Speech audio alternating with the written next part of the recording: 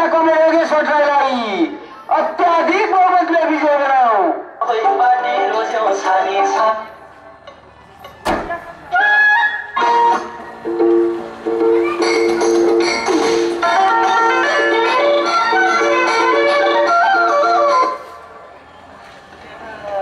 संविधान सभाको निर्वाचनमा काठमाडौँ क्षेत्र नम्बर 6 मा नेकपाले मानेको प्रतिबद्धताहरू नेपाल बहुजाति, बहुभाषिक, बहुसांस्कृतिक, बहुधार्मिक तथा बहुभौगोलिक मुलुक हो।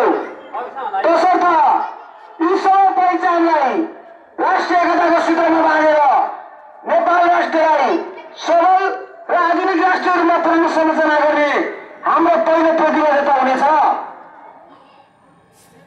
वृद्ध आमा बुबा तथा एकल दिदी आमाहरूलाई दिँदै आएको मासिक रु 500 भत्ताबाट वृद्धि गरी